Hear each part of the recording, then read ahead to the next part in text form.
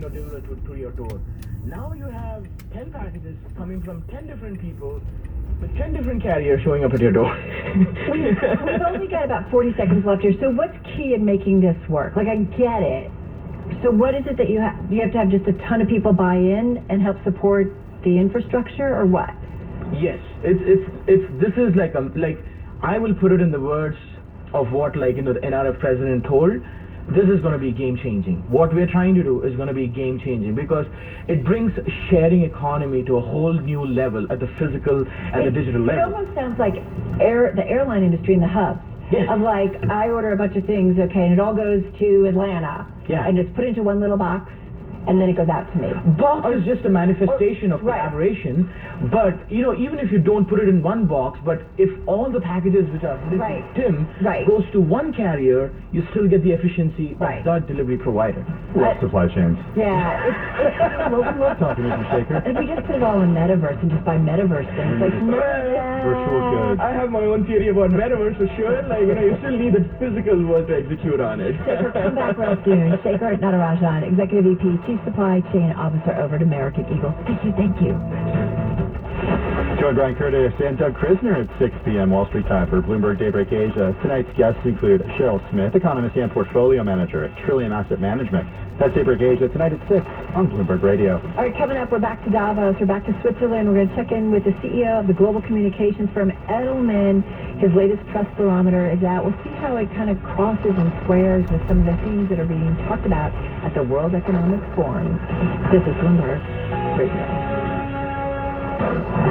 Now, your 3-day weather forecast on Bloomberg 1130. Lots of clouds for the rest of today with a chance at a few showers, which will end during the evenings and partial clearing overnight tonight, 35 to 40 by daybreak Wednesday. For Wednesday, partly to mostly sunny skies. Very nice day coming up, 50 to 55. Late night showers on Wednesday night in the 30s. And periods of rain coming up for Thursday with high temperatures in the 40s. This is meteorologist Gary Best with your 3-day weather forecast on Bloomberg 1130.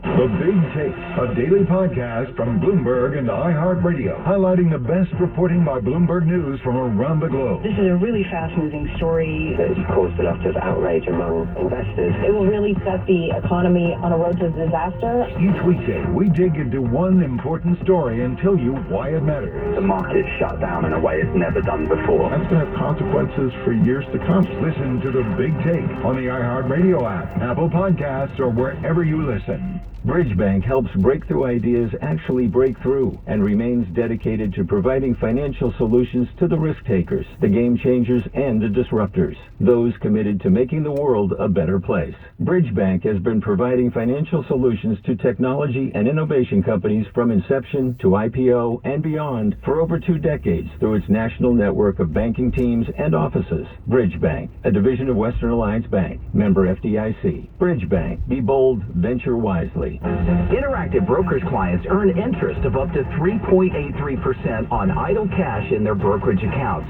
Rate subject. Visit ibkr.com/interest rates to learn more. Why do institutional broker-dealers rely on BNY Mellon Pershing for a tailored and proactive experience? Marcus Mattielli, Director of Institutional Solutions, shares how Pershing helps you consider everything. In this highly competitive environment, BNY Mellon Pershing's Institutional Solutions team wants to know, what are you doing today to position your firm for future growth? Do you have confidence in the stability and durability of your strategic partners? Can you access clear guidance to help you be better, sharper, faster, and more strategic? Whether it's clearing, financing, collateral management, securities lending, or global trade execution, BNY Mellon and Pershing are committed to meeting the evolving needs of institutional firms. To learn more about the unique and industry-leading solutions for broker-dealers, visit Pershing.com. Pershing LLC, member FINRA, NYSE, SIPC. Data, analytics, technology, connected. Bloomberg's enterprise solutions integrate systems and workflows across your firm so you can increase transparency and maximize efficiency. Ready to seize opportunity? Start at Bloomberg.com/thinkbigger. Markets, headlines, and breaking news 24 hours a day at at Bloomberg.com, the Bloomberg Business app, and at Bloomberg Quick Take. This is a Bloomberg Business Flash. From Bloomberg's World Headquarters, I'm Charlie Pellet. United Airlines shares flying higher after hours, up now by 4.7%. UAL said first quarter profit will be more than double analyst estimates. Moderna says its vaccine against RSV was highly effective in preventing the lung disease in older people, paving the way for the company to seek its first approval outside COVID-19. After hours, Moderna up now by about 3%. Progress Software forecasts adjusted revenue for the first quarter. The guidance did beat the average analyst estimate, but after hours, Progress Software down by 2.8%. Stocks lower today on concern over the outlook for corporate earnings. The S&P did manage to snap a 4-day rally. S&P down 8, ending the session at 39.90, down by 0.2%. The Dow hard hit today, down 391, down 1.1%. Goldman Sachs after earnings weighed on the Dow. Goldman today down 6.4%. Morgan Stanley after earnings up 5.9%. Nasdaq up 16, up 0.1%.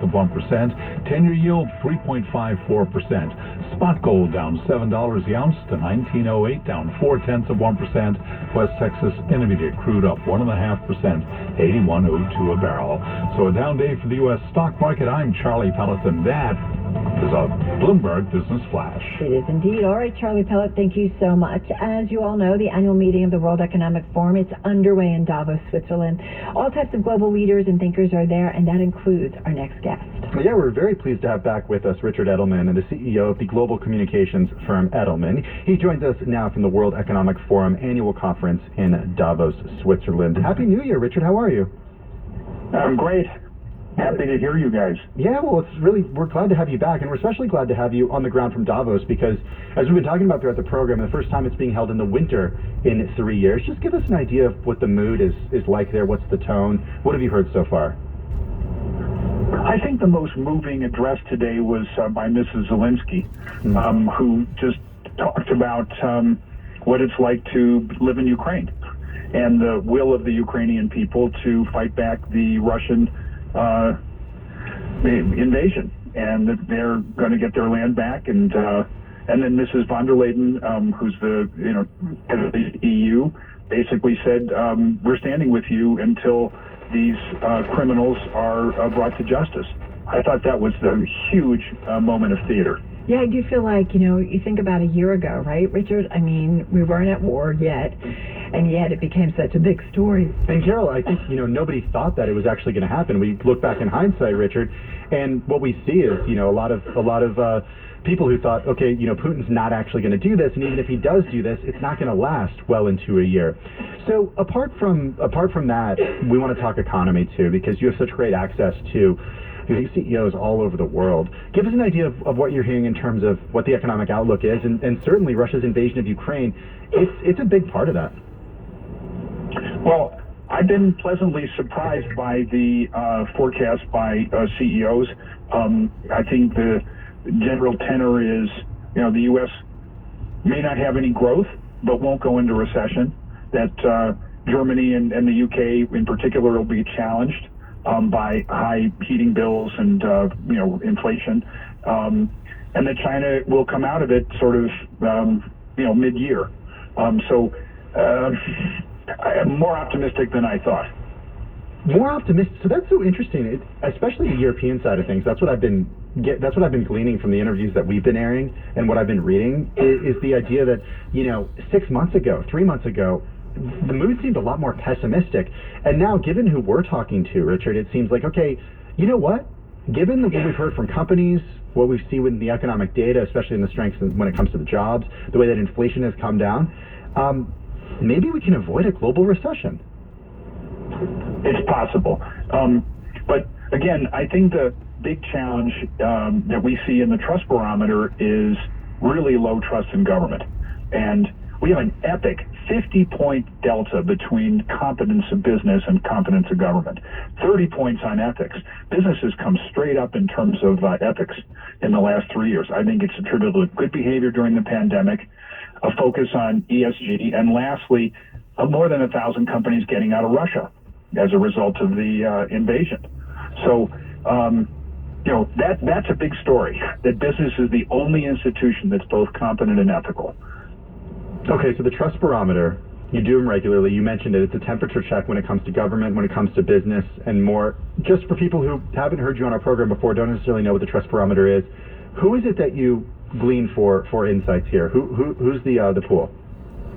So we do 28 countries. We've done 32,000 people interviewed in November, and we look at trust in business, government, media, and NGOs. And we've done it for 23 years. And the big story is that, 3 years ago, business became the most trusted institution, ahead of government and ahead of NGOs, and it continues. And the other big news is that, people really want CEOs to continue to speak up on societal issues. I know that there's been pushback on CEOs since Governor DeSantis on Disney, and also, the Texas pension funds in West Virginia. But our study is very clear. We want CEOs to speak up on sustainability, diversity and inclusion, also on wages and reskilling, and on geopolitics like Russia. Other issues, you can leave. That is really interesting. Richard, sorry, a little bit of a coughing attack here in studio. It's so good to hear your voice. It is interesting because I do wonder, when it becomes maybe a tougher economic outlook or a tougher market environment, does everybody leave the doing good to the wayside? And you're saying no. No, because 2/3 of employees say only want to work for companies whose values are similar to mine. 2/3 of consumers are belief-driven buyers. A lot of us are following Gen Z behaviors in terms of attitudes. And again, I think, Carol, that this is a fundamental change in expectations of business. And it's not just to make profit. Mm-hmm. They want you to do good business, but they also want you to somehow improve society. And you can do both. I don't know. You can be Discover Card and move 2,000 jobs to inner city Chicago as opposed to outsourcing those call centers to India. But that's a big deal. What is the proof that people care about this? And I'm asking this, and I'm not trying to be cynical here, but when we cover corporate earnings every quarter, we talk about top line, we talk about bottom line, we talk about revenue in different segments, we talk about the outlook. What we don't talk about is, and what doesn't move the needle when it comes to investors is, any sort of metric about social good. So I think one of the mistakes of business is to have 180 different metrics for ESG. We should have one, and it should be universally accepted. And we should also have more brands report out on, okay, because I have a purpose, like Unilever actually keeps track of this, they say that the brands with purpose have 10% higher sales than the ones without. So again, these are metrics that your investors care about. I am curious, when you do these trust barometers, Richard, how does it jive with maybe the conversations you are hearing in Davos, or doesn't? So today I sat around with a bunch of people in money management, and one of the really important conversations was about the green transition and, the necessity of there being public capital as well as private capital. And so I stuck my hand up and I said, well, if you're going to take public capital, then you're going to have a new audience, which is the public. Yeah. And the mass class divide on attitudes towards institutions is epic. It's nearly 25 points in the U.S. between the top 25% of earners and the bottom 25. That's the biggest it's ever been. And that's because people at the bottom have been really impacted by inflation. And, it's the heat or eat.